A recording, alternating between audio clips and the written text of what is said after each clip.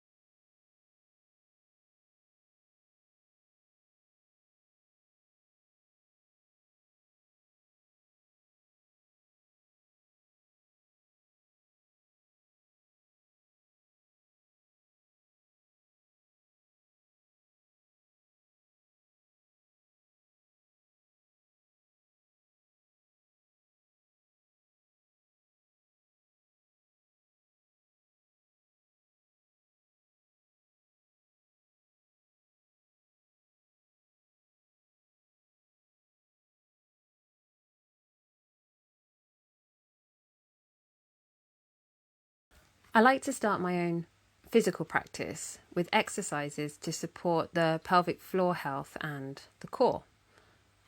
I start by checking that I have a natural curve in my spine, or what is known as a neutral spine, and to do this I bring my hand under my lower back, press my back towards the hand and then remove the hand, and then try to keep that position of the spine to ensure that I can use my deeper core muscles rather than rely on the six-pack muscles known as the rectus abdominis. I then use a Pilates ball to create engagement of my arms, which encourages ribs and transverse abdominal muscles to draw downward, as well as the pelvic floor lifting upward. So I start with a deep breath in with my head on the floor, and then as I exhale, I lift the pelvic floor muscles from the back to the front and then draw the ribs down, finally pressing the ball while lifting my head, engaging throughout the movement until my head is back down on the floor. And then I take another fresh breath in to relax the abdominal area. It's as important to learn how to relax as it is to engage effectively.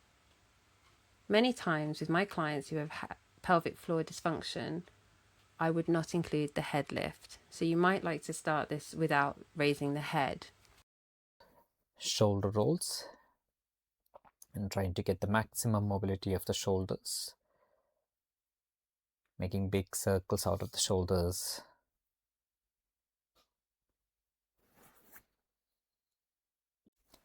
And practicing it both in clockwise and anti-clockwise direction.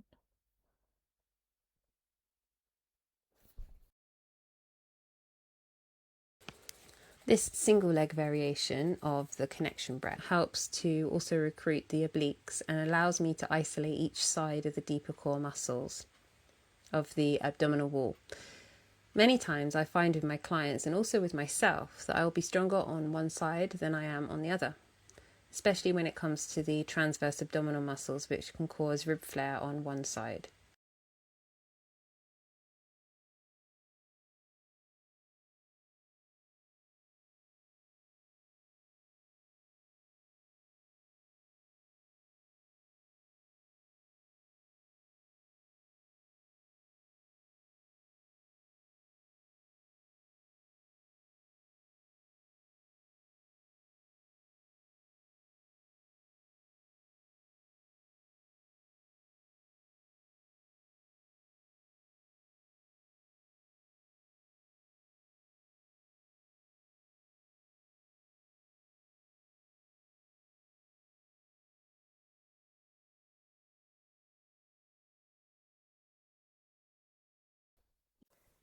to further increase the mobility of the shoulders, we can also practice elbow circles.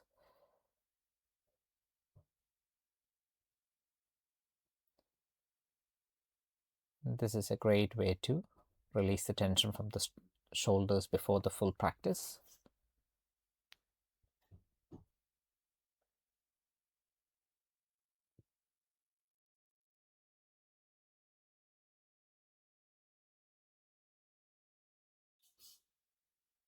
And here also in both direction.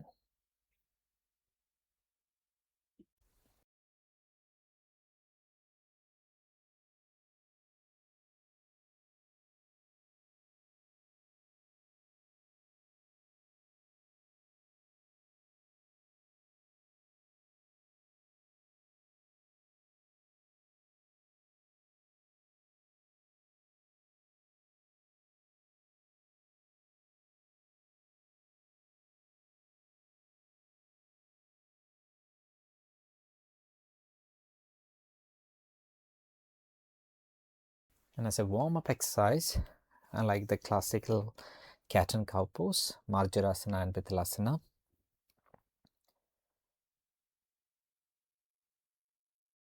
And the undulating movement of the spine helps to wake up the spine, the back muscles, without pushing it too much. This variation of a glute bridge is a great way to recruit the glute max, med, and lower abdominals all at the same time. I use my inhale to roll back down through my spine and exhale to drive through the heels, lifting the hips, making sure I'm only using my glutes, and then perform a hip opening movement using the outer glute muscles and firmly pressing my feet and palms down into the floor.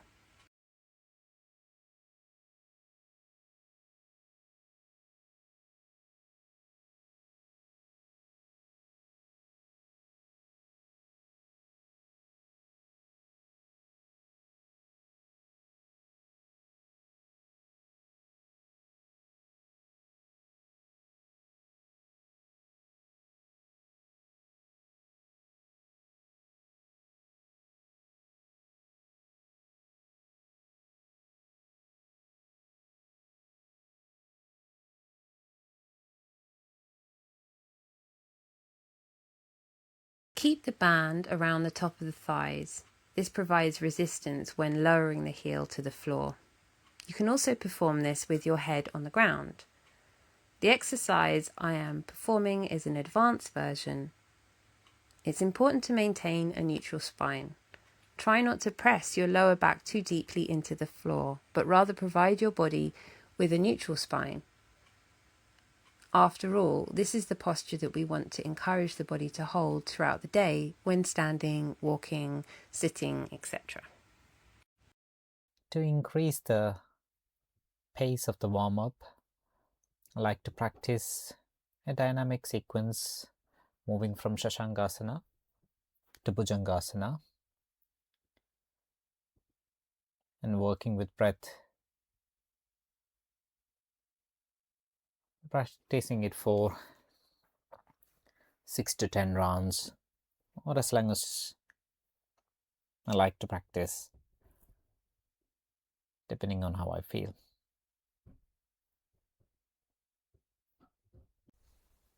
And always make sure to rest in Shashangasana for a few breaths immediately afterwards.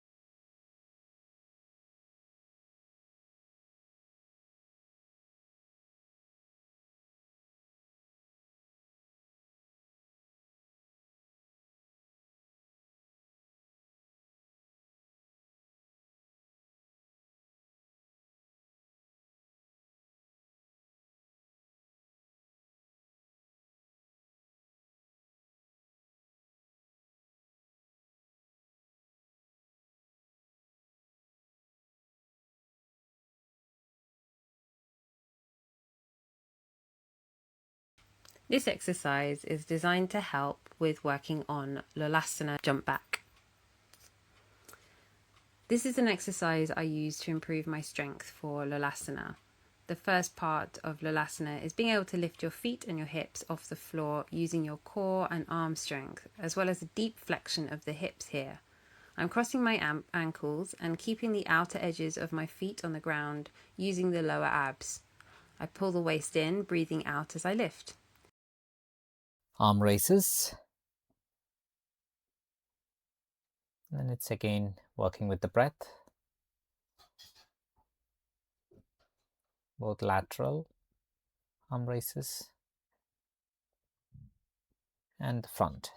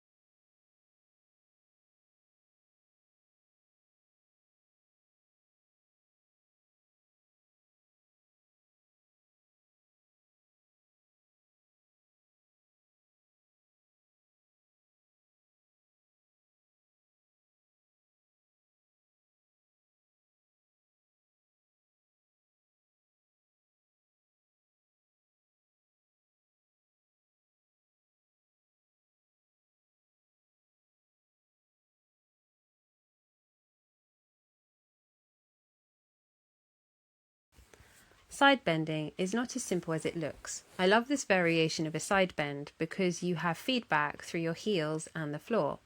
Make sure that you press the hips onto your heels evenly. You keep the shoulders down.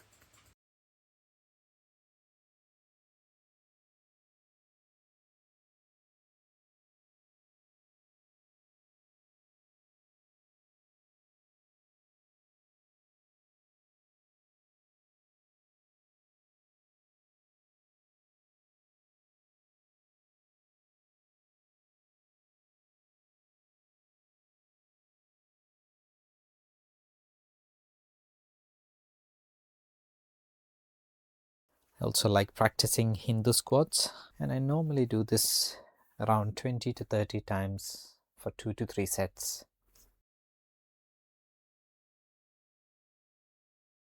And how you stabilize here is by using your swinging motion of the arms. And that also gives you momentum. And always make sure to not go to the full extent if you have knee injuries or if you find it your knees are straining. This exercise is designed to help you achieve Lolasana. It requires a deep depression of the shoulders as well as protraction while using the deeper lower abdomen muscles and the hip flexors. You start in a kneeling position with the palms either side of your knees. Lean forward, press into the tops of the ankles. Use the lower abdominal muscles the same way that you use them with the connection breath, and try and draw the knees as close towards your chest as you lift the hips up.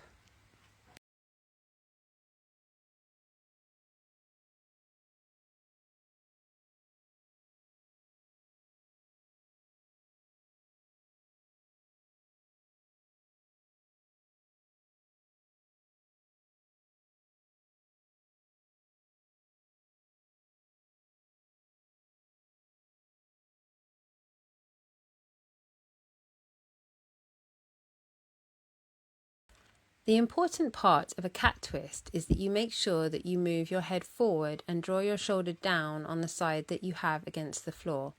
You do not want your lower arm to be too close to your knees. The supporting top hand presses down into the floor to create more torsion. Meanwhile, the shins should stay evenly on the floor and not shift off to the side that you're twisting towards.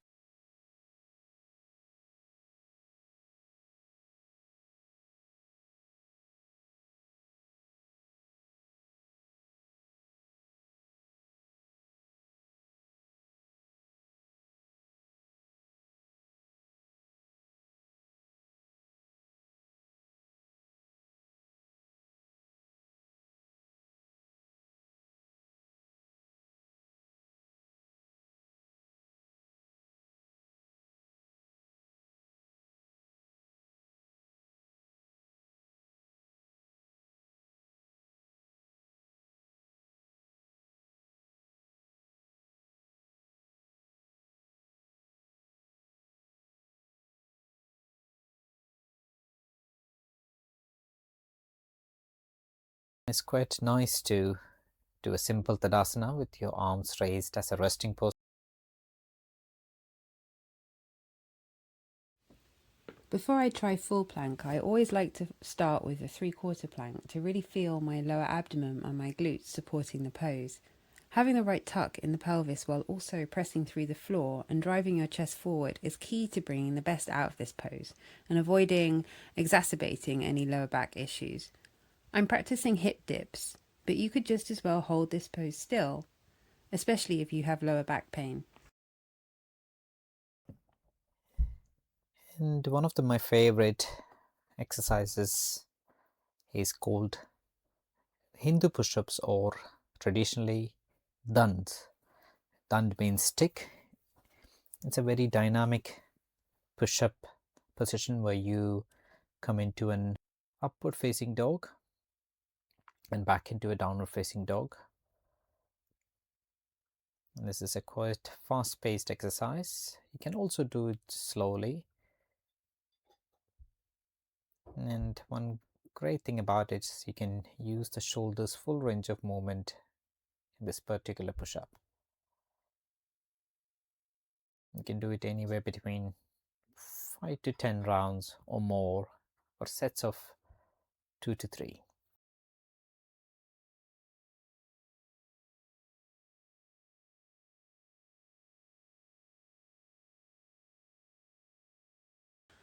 After practicing on my elbows, I try a plank variation on my palms. Being able to bend and then straighten the knee without shifting the hips is my challenge with this particular variation of plank. Likewise with the slow mountain climbers that I do afterwards.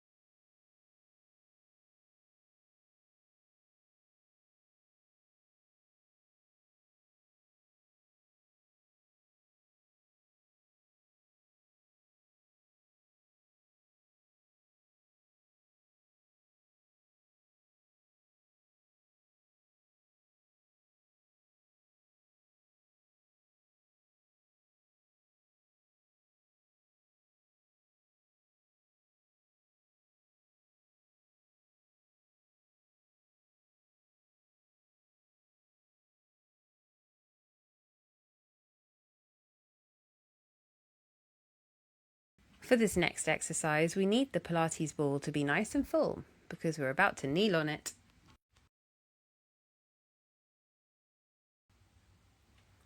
I love this exercise as it actually feels like it might be possible for me to one day achieve pendant pose or lolasana. I rest my knees to start with on the Pilates ball, and then I roll my knees into my chest as I bring the Pilates ball to the ankles. Here we are using protraction of the shoulders or rounding the shoulders while pulling the lower abdominals up into the spine.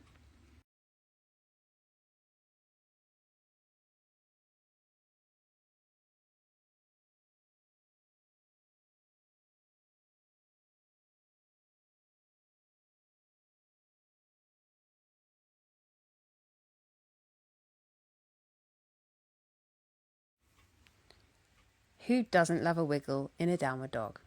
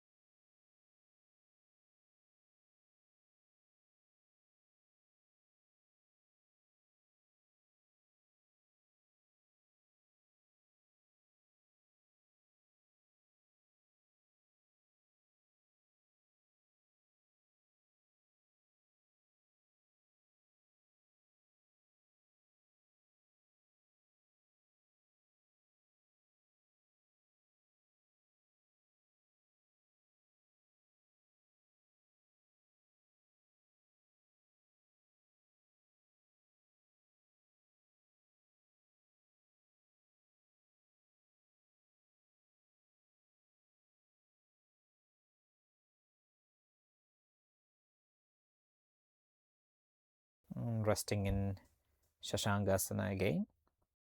Incorporating resting yoga asana such as child pose or Tadasana, it helps you to connect to your inner self and reset your nervous system.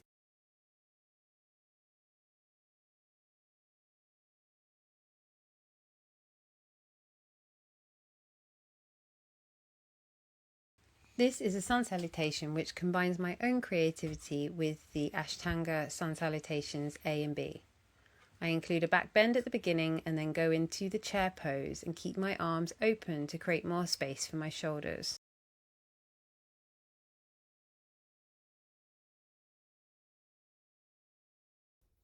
Another dynamic flow I like is Chaturshyanasana, Shvanasana. It's a dolphin pose. It's a dynamic dolphin pose. And this is also very good for activating your shoulders, strengthening your shoulders, and also strengthening your core.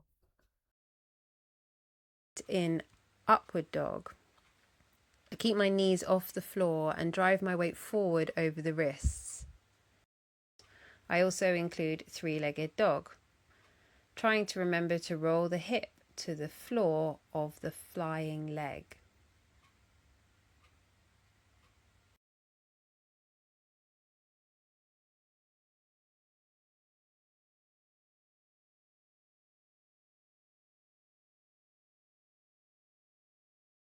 The chaturanga is also adapted so that I don't put too much pressure on my shoulders.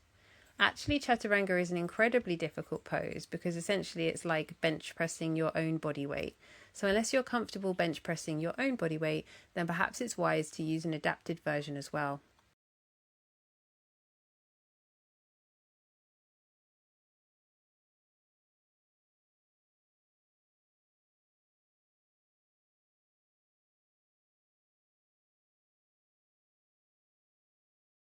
In downward dog, try to move your shoulders apart, but don't draw them down. Allow them to raise up to support you.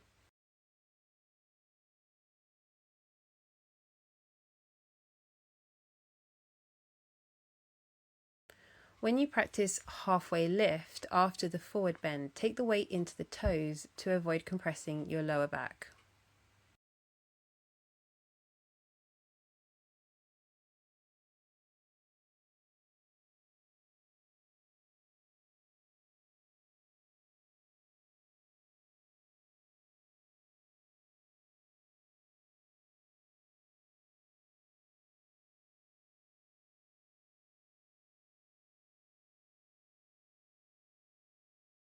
And in chaturanga, I try to maintain a neutral position with my shoulders. That means I'm not rounding them and I'm not retracting them either.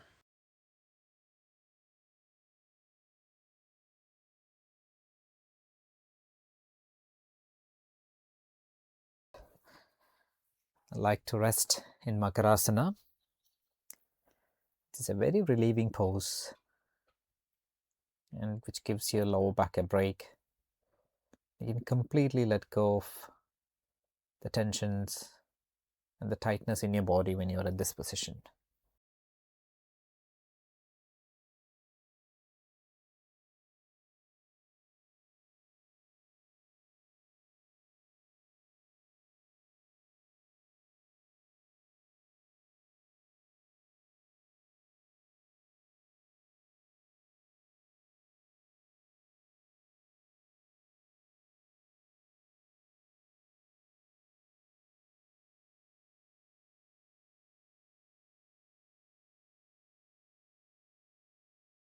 And after a brief resting period, I like to perform my prone back bends like Bhujangasana and Shalabhasana, strengthening the back muscles and activating the spine.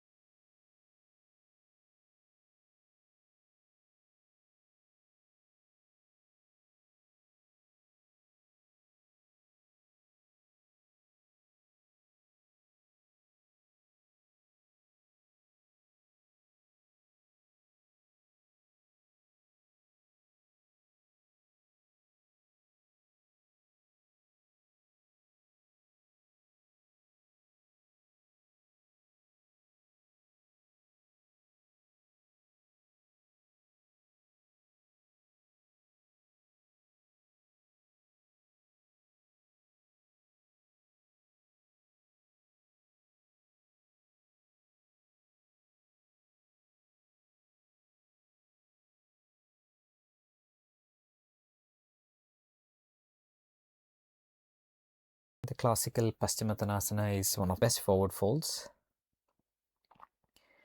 And without pushing too much,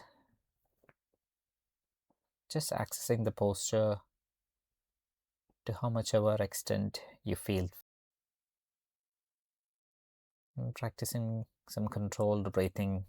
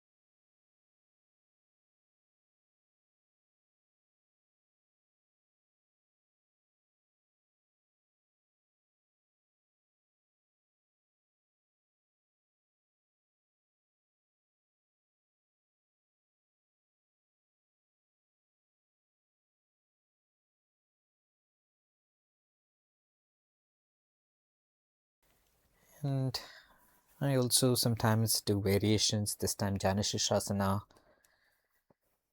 and sometimes with modifications.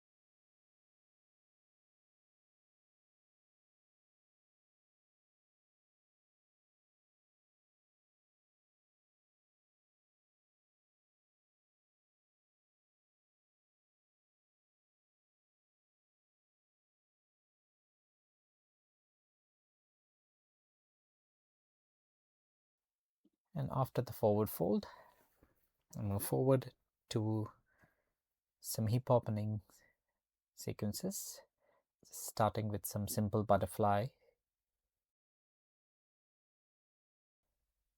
Open your hips, bring some movement to the hips, helps you to loosen the joints and the muscles, and also helps you to increase the flexibility of your hip region.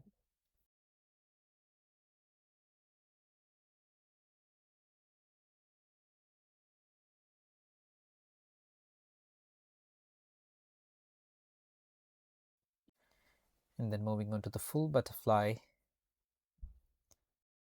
by folding forward and deepening the stretch for your hips. Perhaps the most important thing to point out about a side plank is that you must feel that you have control of the shoulder that is supporting your body weight. Your shoulder should be down and pushing the floor away. Try to extend the shoulder blade away from the spine. Meanwhile, you should be trying to lift your lower hip away from the floor while drawing the lower abdomen into your spine. You can use the knife edge of your foot because this helps you to also recruit the muscles that support your hips. Make sure that you practice a variation where you know you have control.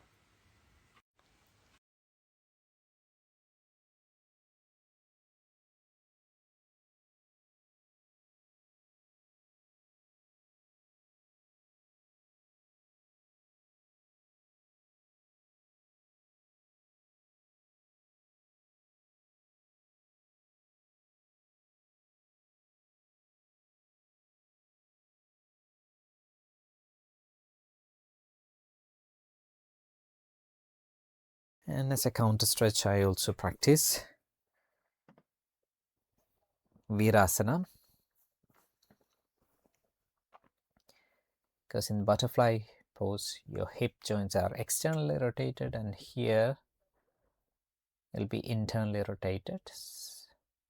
And then from there, depending on how you feel like, you can easily go into Supta Virasana, or reclining hero pose.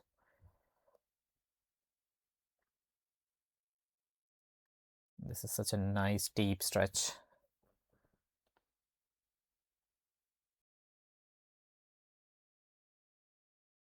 Next, I will practice a variation of press ups, which are great if you're building upper body strength and especially if you're dealing with any kind of arm, shoulder, or back injury.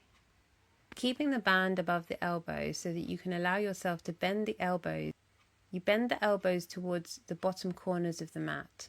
Make sure that you keep your eyes level with your head and give enough space for your neck rather than looking inward or rounding at the neck.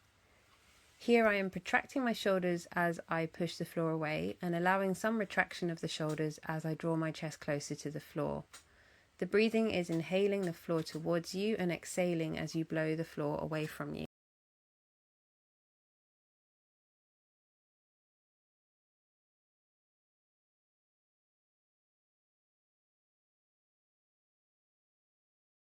And then further working on the hips, I like to practice Malasana, the deep squat.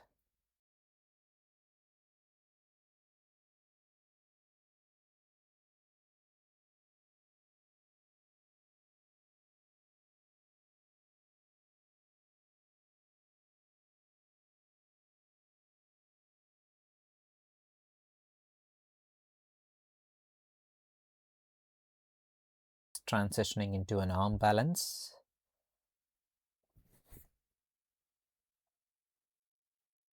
First starting with Kakasana, strengthening the arms.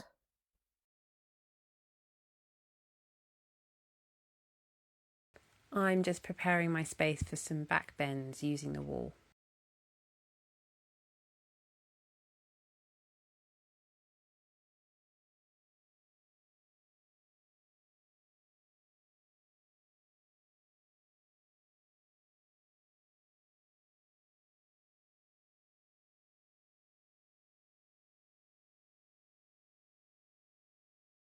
I start with a single arm raise, reaching towards the wall to scope out my range.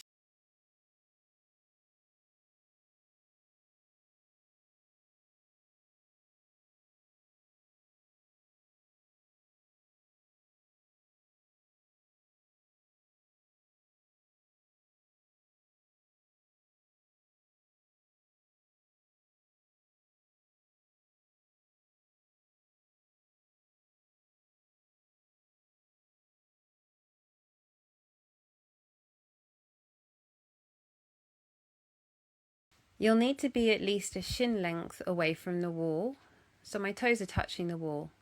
You want to make sure that you are recruiting the glute med, top glute muscle, to support the lower back.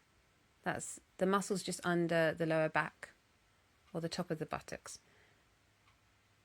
If you have scoliosis or hip misalignment, like me, there will be some other details that we would need to consider to really make sure that you're doing this the right way. Nevertheless, I can say that you want to feel like you're drawing your knees towards each other, even though the knees stay static, so that you recruit your inner thigh, your pelvic floor, and the deeper core muscles when you're back bending. I really love this variation of back bends with the wall because in the final stage of the back bend, you have the wall to push against, which really recruits your back muscles.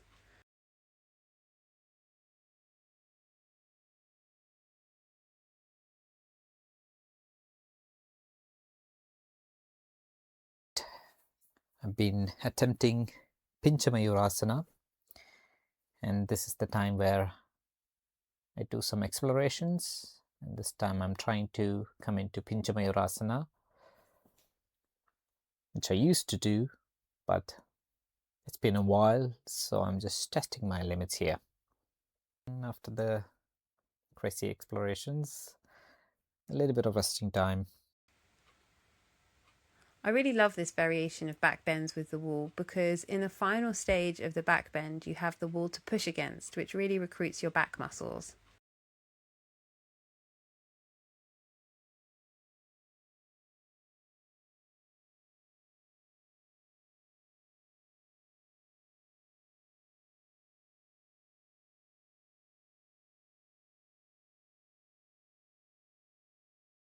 Standing forward fold,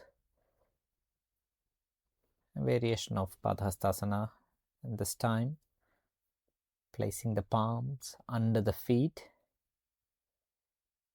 This also helps to release the shoulders further and also let the spine be much more looser. And once standing on the feet, I like to do some simple back stretch as a counter pose, and then moving on with some further neck stretches.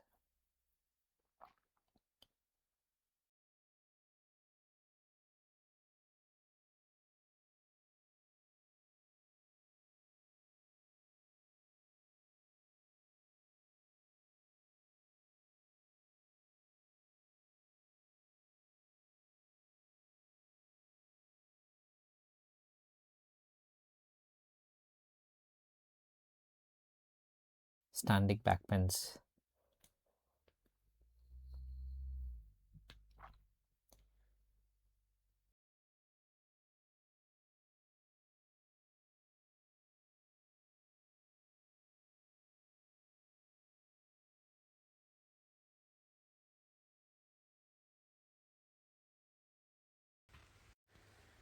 In bow pose, you want to feel that you are pressing your pubic bone towards the floor, allowing your legs to pull your arms back and really lifting up and out of your chest with good engagement through the pelvic floor.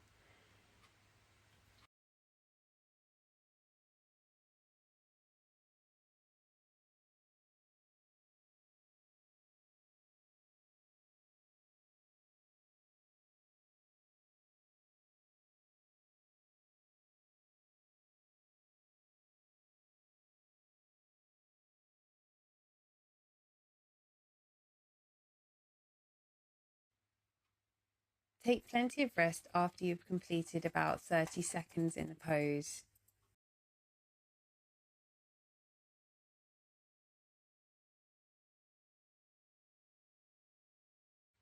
And find your own comfortable space.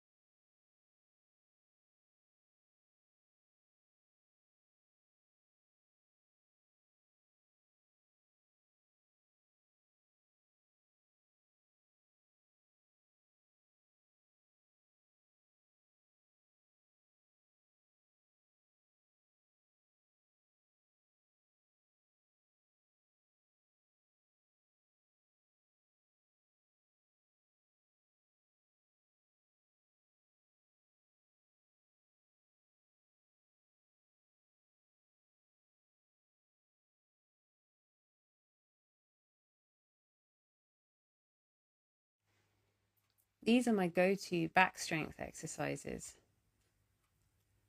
I start by keeping my hands either side of my hips with my fingertips pointing downward towards my feet. This way I'm really able to draw the shoulders back, and this helps me to target the muscles either side of the spine. Moving side to side, lifting slightly upwards each side and dipping down at the center.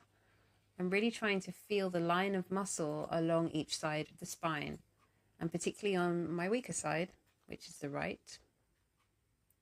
So I might do a few more on that side at the end.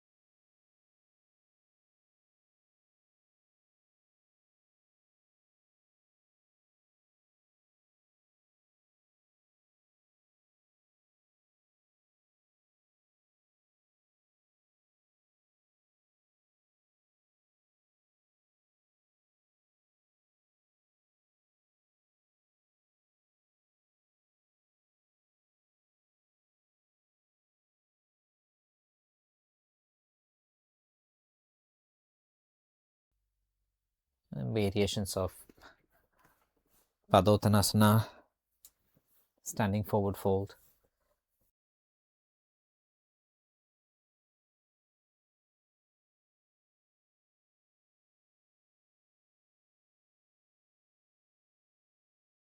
Some variation of forward folds. This time I chose to practice a wide-legged forward fold, Parivritta Prasarita Padottanasana.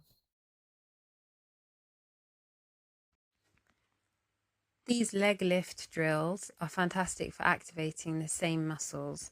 I press my pubic bone down into the floor and maintain connection of the outer part of the hips while engaging the legs, working with one leg at a time. I lift the toes behind my opposite heel. This exercise does not actually work for everybody, so take it lightly, and if it doesn't work for you, then just leave it.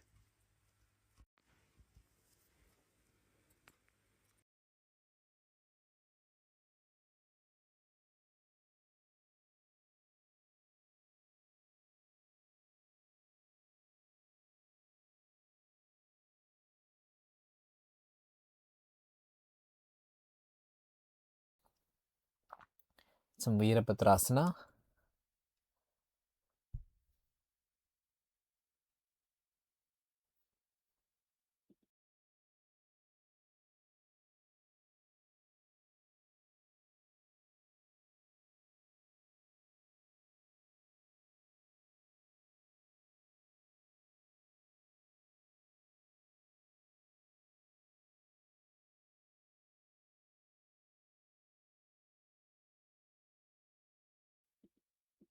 And transitioning to Uddita Parvasya Konasana.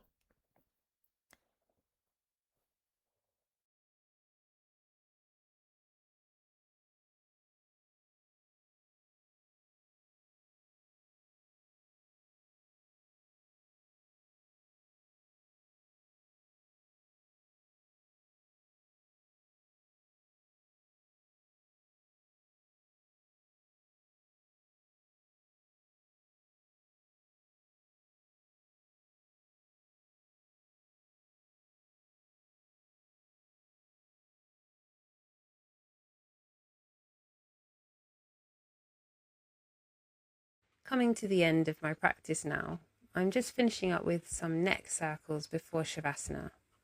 This was a yummy practice.